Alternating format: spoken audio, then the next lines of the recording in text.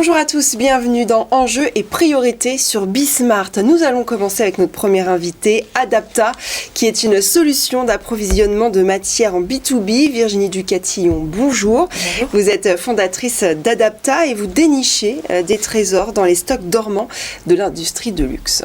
Bonjour, il faut que vous nous expliquiez votre concept, ce que vous faites exactement. Vous allez chercher des stocks chez Hermès et ailleurs? Alors, on ne peut pas dire et on signe des contrats de confidentialité. Je ne vais pas vous donner les noms des fournisseurs. Les noms des clients, je peux vous les donner quand ils sont d'accord. Mais les noms des fournisseurs, non, on a vraiment des contrats de confidentialité pour des raisons de contrefaçon, de droit à l'image, etc.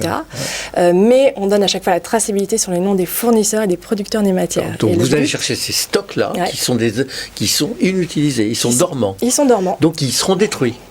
Parfois ils sont détruits, parfois ils sont réutilisés en interne, mais il n'y a pas la capacité en général à le réutiliser en interne. Donc soit c'est revendu aussi à d'autres déstockeurs, d'autres acteurs, soit c'est utilisé en interne sur des projets et ça, parfois c'est détruit au bout d'un moment. Et donc votre boulot, c'est de prendre ces stocks-là et de les revendre. Exactement. À des autres utilisateurs. Exactement. De l'industrie du luxe aussi. L'industrie du luxe, alors plutôt de l'industrie de la mode, de la décoration. Ouais. Le but c'est de pouvoir les revaloriser tant qu'on peut. Donc ça peut être soit sur donc on parle de cuir, de textile aujourd'hui aussi.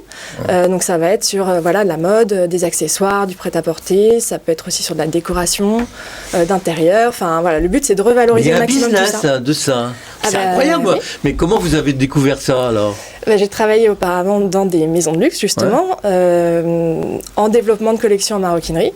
Ouais. Et c'est là où j'ai découvert qu'il y avait des tonnes en fait de matières qui gisaient dans ces stocks-là et qui n'étaient pas utilisées. Avec des produits, des matières qui sont de très bonne qualité. Ah oui, de très belle qualité. C'est pas je parle pas de chute, je parle même pas de chute. C'est des pots entières ou des rouleaux entiers qui ne sont juste pas utilisés. Alors il y a plein de raisons pour lesquelles c'est pas utilisé. C'est des anticipations de commandes, c'est des arrêts de lignes de prod chez des fabricants et du coup, il y a potentiellement des gros volumes. Et c'est régulier?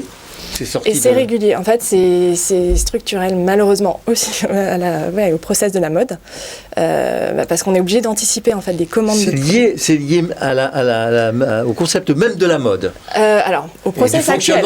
Après, il y a plein d'autres manières de faire, mais en tout cas, actuellement, c'est vrai que la mode procède comme ça. Bon, mais alors attendez, vous dans votre business, vous êtes obligé de les acheter ces stocks-là ou pas? Oui. Alors. Donc ça demande quand même des mises de fonds importantes. Oui. Alors nous, pour éviter, non seulement des mises de fonds importants, mais en plus de déplacer un stock physique vers un autre, parce que le but c'est pas de recréer un autre stock dormant ailleurs, c'est pas très logique. Donc nous, on a en fait imaginé avec mon associé un nouveau business model qui serait calé sur un business model à la VP en fait, vente privée, mais sur les matières premières. Donc en gros, on va pas les acheter tout de suite, on va d'abord les réserver. Vous allez les précommander, les pré-réserver, puis ensuite vous allez les on va les sélectionner, on fait un check qualité aussi, parce qu'on ne sait pas ce qu'on va trouver dans ces stocks dormants. Contrairement à des stockeurs classiques, on ne va pas tout récupérer avec un camion tout le long entier. On va vraiment faire une vraie vérification d'inventaire de qualité. On les met en ligne sur notre plateforme pendant une durée limitée. On fait des précommandes et à la fin seulement de ces précommandes-là, on passe une commande ferme à la maison de luxe et ensuite, il y a toute une opération de logistique pour récupérer la grosse commande et ensuite redispatcher chez les uns et les autres. C'est incroyable ce métier. Il n'existait pas. Non, sous cette forme-là, non. Le déstockage, il a toujours existé, mais sous cette forme-là, non, on a été les même dans le Bon Coin, j'ai jamais jamais vu d'annonce ou dans les ventes privées non plus. Non, sur ce système-là, non, effectivement, on est les. Vous travaillez, et votre terrain de jeu, c'est quoi? C'est la France, l'Italie?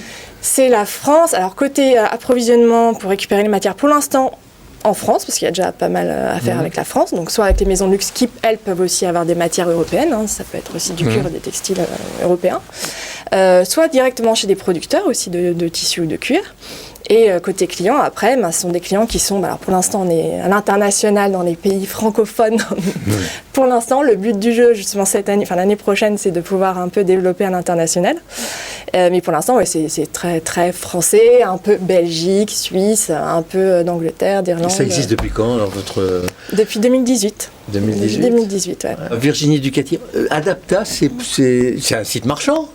C'est un site e-commerce. C'est un site e-commerce, c'est pas une marketplace. On peut passer commande pour... Exactement, vous allez sur notre site. Adapta-paris.com. Ah oui, adapta-paris.com. Merci beaucoup. Merci beaucoup Virginie Ducatillon, fondatrice d'Adapta.